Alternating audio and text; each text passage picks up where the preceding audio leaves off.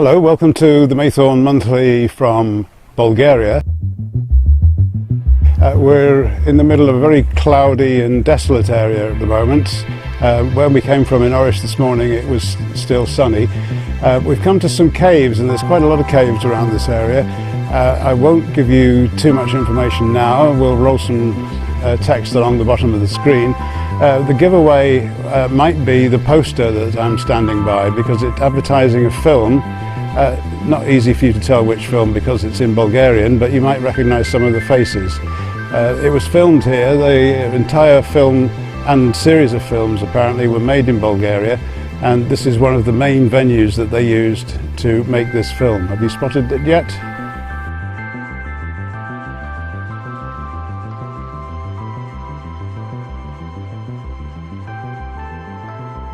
These caves are really eerie. They're full of breeding bats. That wasn't me swearing. And the atmosphere is absolutely fantastic.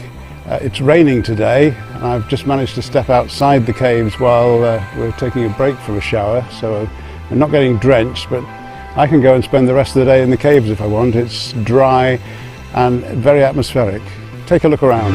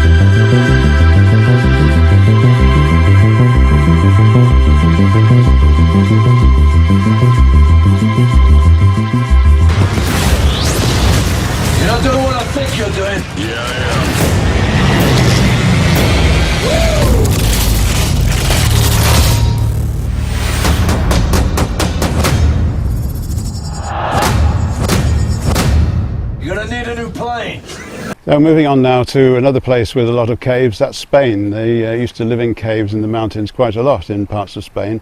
Very cool in the hot weather, I believe.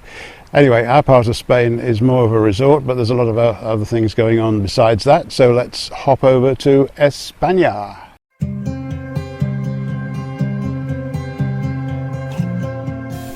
Before we go down to Marina d'Or, let's get back to Castelldefels one more time. Going to show you the sailing club because I thought it was a pretty impressive sort of place. It's got a huge clubhouse. It's right on the beach. It's got loads of boats of different kinds there ready for you to sail, and it's got plenty of training courses with all different types of water sports involved. It has a shop, and it's generally a pretty impressive place. Worth a visit.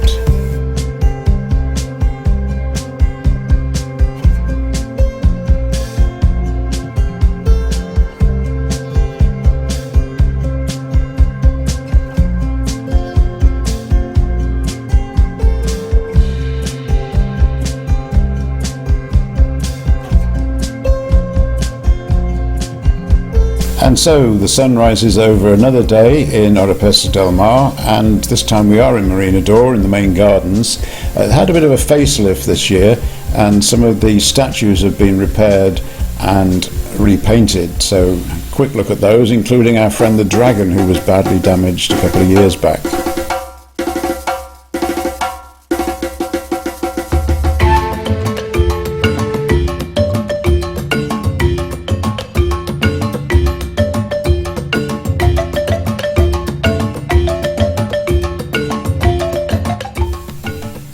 And at the other end of the day, when the sun has set over the mountains, one of the best places to go for your food and entertainment is to the north of Marina d'Or, to the Ribera de Cabanes, and that's an area full of campsites. We haven't been to this one before, so this is the first visit here at Ribera Mar, and it's a large caravan site. Of course, it's winter time, so the pensioners from Britain who've retired can come here and spend months here and have a very cheap lifestyle. And I can tell you the food and the drink at the bar here was all very reasonable. There was entertainment for those who like line dancing. That's not me, I'm afraid. I just wanted to sit outside and take in the warm air and a view of the pool.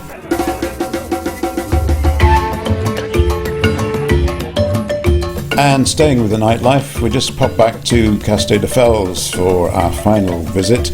And this is the area adjacent to the beach where the sailing club was I showed you earlier. It's full of restaurants and bars, there's lots of places to eat. And again, this is the middle of winter, everywhere's open. There's a bus service, we kept seeing buses going past every 5 or 10 minutes. So even if you've got no transport here, you'll find it easy to commute from the town centre. It's probably about a mile from the town centre to the beach.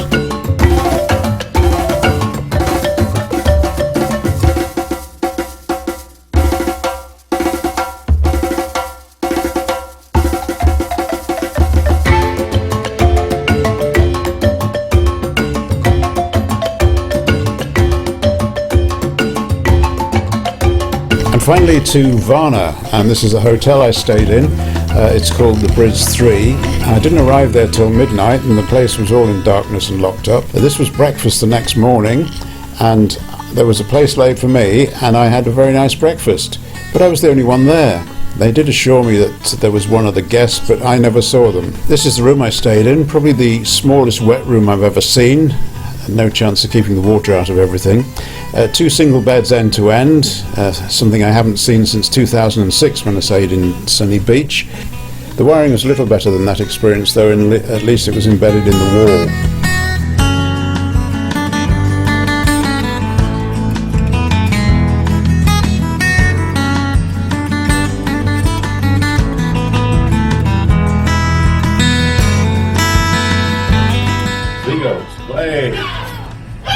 Jeez.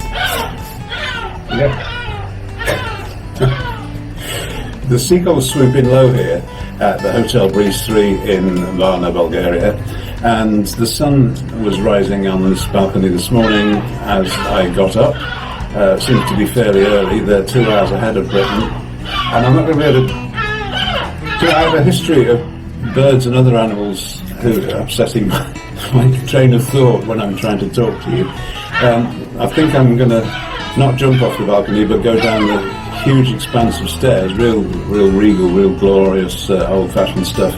I'm going to go down through the hotel, up and out, and down the path to the beach, where I'll probably still get attacked by seagulls, but there we go.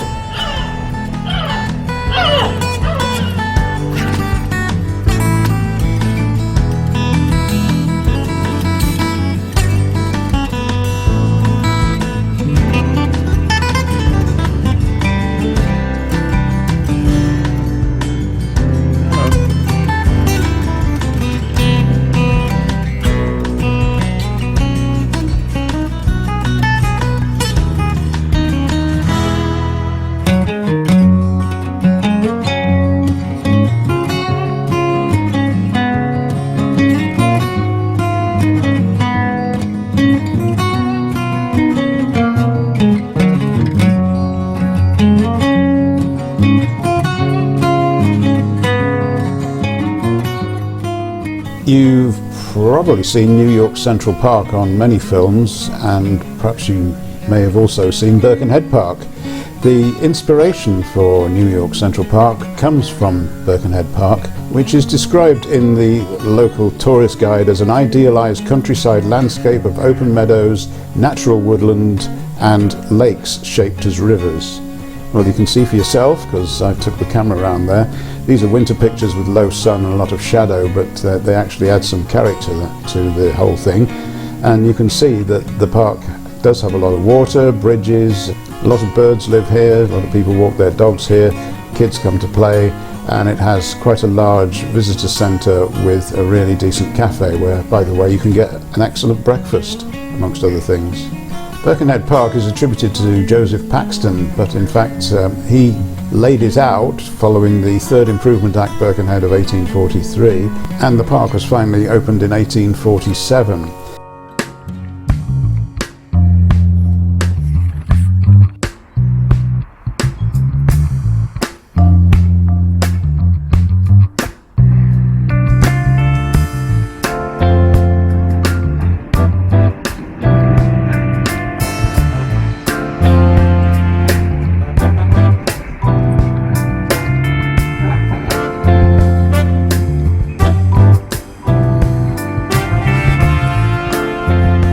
A ride on the tram takes you through the Birkenhead Dockland area, past the Pacific Road, which used to be where the trams were kept, but the tram line has now been extended right through the dock area and up across several main roads.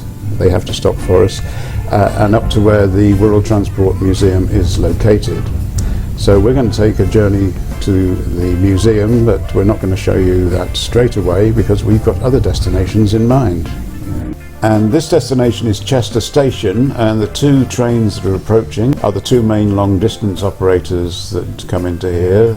It used to be Virgin and Arriva Trains Wales. Virgin have just been replaced by a new company. Their trains are still here, but they've had the Virgin name scrubbed off. It was October 2018 when Arriva Trains Wales lost their franchise and Transport for Wales took over, but only a few trains are in the TFW colours, and most of the trains around the station are still in the old Arriva colours. The other operator at the station, Northern Railways, they've got these old Pacers and things that they should have got rid of years ago. They've not made any bold claims about new trains yet. I spotted one of theirs coming into the station here, and another one parked alongside platform 1. So at least there is a new train service with new trains now running, even though it's not the company I thought it was going to be. The Northern Railway, or Northern by Arriva as they now seem to be called, service goes directly from Chester to Leeds. It features these new trains, and I have to say they're very quiet and they accelerate fairly fast out of the station, and yet there's no electrification here.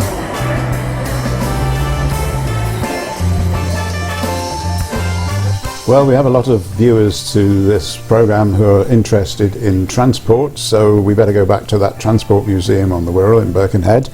And really, I don't need to say much about the exhibits here because I've found that the people who watch this generally know more about all these things than I do, and they come firing facts back at me afterwards. So here's some buses and trains and things.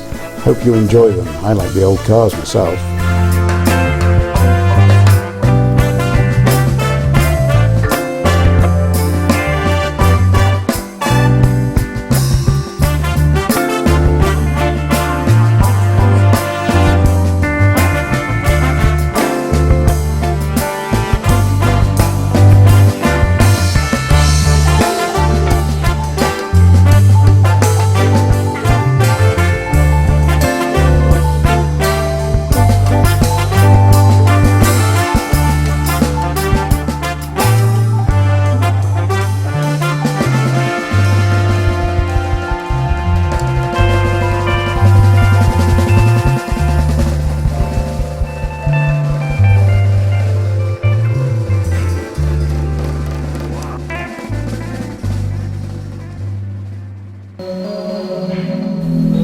Okay, this is a more extensive look at what's happened with this house. We're looking inside the collapsed house now through one of the what was a window, and the problem here is that we need to clear the whole of this away before we can do anything. The road is up at roof level because no roof there, but if you look just behind the far wall, the road is up there and the rubble is down here, and it all needs clearing out. Standing a bit further back, it's raining, so you may see spots on your picture. But there's the house. It all needs knocking down, clearing off the site, and we need access into this courtyard area in front to get in a digger and some kind of truck to carry it all away. Okay, this is the way through that we walk into the property. It's a path that's now covered in undergrowth, but you can still get through. It could be cleared, but you wouldn't get a digger through this gap, we don't think. Certainly wouldn't get a truck to take away the stuff. My only feeling is that we'd have to go slightly higher up. It has to come down as low as the bottom of the house, so here's what I think. So on the right is the end of the main house. On the left is the extension bit that we've already put a new roof on. In between is a single story piece with a flat roof that, let's face it, is already falling apart. So I see this as the only way in. This would have to be knocked down and some kind of roadway built in through here. Over to the right hand side of the house here, there's a tree that may survive right by me where I'm standing. There's another one over there which I think will be in the way, and then for some reason there's a load of concrete posts. I suppose they may have been here to support a vine way back, but in fact there's some actual concrete posts behind me where you can't see, so I guess there was a big grapevine here at some point. And there's the way through. So now I think it's down to economics. You've got the cost of demolishing the building, you've got the cost of bringing some sort of concrete roadway or drive down an incline into this site here. You've got the cost of demolishing all these trees, you've got the hire of a digger, a truck to take everything away, and a lot of man hours. Even if it was all taken away by hand and not by a digger, you'd be talking about weeks worth of manual labour. So this is not looking anymore to be an economical site. The whole concept of property in Bulgaria is that they are fairly cheap. The labour is affordable. You can build a nice house here or modernise a nice house here without too much expense. But this is looking like just one jog too far. There's too much to do here, and I have a feeling that we're going to have to think again about ever developing this site. So that's where we're up to, and we're getting wet. So I'll say goodbye for now and keep watching this channel to get more updates on what we're doing here in Oresh, Bulgaria.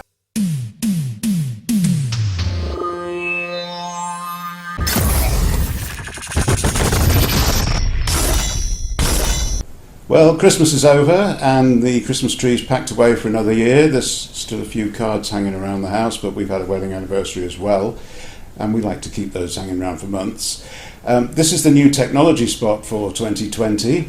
It's got a new approach, as you may have seen by the titles. Now, if I stop the titles just there, you'll see that there are some extra subjects. I've been doing a lot on video in the last few months, and mainly about the software and the editing of videos. We're still going to be doing making of type videos to show you how it's all done, because we like to explore the technology behind everything. We'll also be looking at banking technology again. I told you last year the banks I'd chosen and why. And the other thing that we haven't touched on too much is home automation. Now here I've got one of the old controllers. This came about because of Christmas and the fact that you have several sets of lights on the Christmas tree. You have other things that light up, a little gingerbread house, a fairy, whatever. You plug them all in, and then when it's time to go to bed at night, you have to go around unplugging them all again. And this is where these came in. This is a set of 4. You quite often get a set of 3. And 10 to 15 years ago, these were commonly sold by all the supermarkets, by IKEA, by a number of other stores, including B&Q and Wix. The technology behind these was fairly standard at the time, on a frequency of 433 megahertz, and you could use the devices from different people, so you could operate your Tesco sockets from your IKEA controller and so on, because it was a standard frequency with standard protocols for this kind of thing. I'm going to look at one different home automation product each month. I'm going to start with the simplest, which is the cheapest to implement. Now most of them, and you may have heard of Samsung SmartThings and Philips Hue, they need a hub, whereas the TP-Link, the people who make routers for the internet, also make a series of smart sockets that work just on your home Wi-Fi, and of course they assume that everybody has Wi-Fi these days, and they provide you with an app. If it goes dark, which it is likely to do at this time of year, I can now use my app, which is a CASA app, to turn on some extra lights. I don't know if you can see that salt lamp over there, but I can turn that on. There's also an egg lamp at the top, so they may not show up in the daylight. I've got a backlight behind the TV, which looks good at night. You may be able to tell there's coloured glow behind the TV now, which lights up the picture behind. Or if we really want to be able to see to read, I have to press another button and turn on an uplighter that's behind me. Now, this is our home router. It's unplugged at the moment, as you can see, so we've got no internet in the house, we've got no Wi-Fi. And if I sit here and wait until 4 o'clock this afternoon, these lights will start to come on an automation schedule. That's because they have their own Wi-Fi and their own intelligence. They don't actually need the app to function under automation. So we can just leave this off when we go away. And in December, I went on a training course in Peterborough. I took this with me, so it wasn't on in our home. And then we went on to Lowestoft in Suffolk, the most furtherly east place in Britain, and we visited some relatives there and stayed in a travel lodge for a few nights in Lowestoft, and we put this in there too. This is the new generation of mobile devices. The technical details I'm going to roll along the screen, save me waffling about them. So if you're interested in this particular box, but it's the latest one, it's only come out in the last few months, and it will work with the highest speeds of internet connection that are possible, including 5G, which is being rolled out. It's on the 3 network. There's a good reason for using 3 for 5G, because they've got more license space than any other operator. And I can tell you this works great. In our home we get download speeds of around 40 megabits a second and upload speeds of up to 20 megabits a second. And when I was in the travel lodge in Lowestoft, 300 miles away, we got exactly the same results, and it was just like we were at home. Next month I'll take you through some of the hub-based automation systems. How long have I been working from home? Well, you may not believe this, but about 50 years, because in the 70s I was working for BBC Radio Merseyside, and I built a home studio while I was still at school, and then when we moved house I had to build it all again into our new house. And I'd found a radio program the other day where I'd actually been broadcasting my Saturday morning show from my house while I was still rebuilding the studio. So guess what? That's our radio rewind spot for this month. If you're wondering what's happening this morning and it sounds a bit odd, you've just tuned in, then you may have heard rumours that I'm on holiday and at home and decorating my room. It sounds very echoey. It's got no carpet, no wallpaper, no curtains, no nothing, down to the floorboards here. And just to do this programme, I've shifted some pieces of equipment into this empty room, and that's why it sounds all echoey. But it's the only way, you see, I could do it. So that's what's happening this morning. Lift up your hearts now, da-dee-doo-da. Here's Brian Smart now, da-dee-doo-da. Turn on the radio and get out of bed. Rod Stewart and Angel, the second record I've jogged with my knee this morning. Terribly sorry. Sitting at the wrong end of this desk. It's all a case of ergonomics. A record for Jackie. It's her 10th birthday today. Good morning, Jackie, from your sisters Karen, Lynn and Angela, and your dad and mum as well, out there in Litherland. Actually, I can see Litherland from my window here, across the canal there. Radio Merseyside. It's Smart Circus. Brian Smart. And a very good morning to you and welcome to Smart Circus. It's Saturday. Saturday the what I've quite forgotten. I think it's the 16th of February 1974. I think so. And if I sound rather weird, I'm at home this morning having my 3 weeks holiday, and the programme this morning coming from a rather empty smart bedroom. I've just shut the door to stop the sound of noises from the house coming in, and I've shut the cat in here. It's trying to get out. Smart Circus.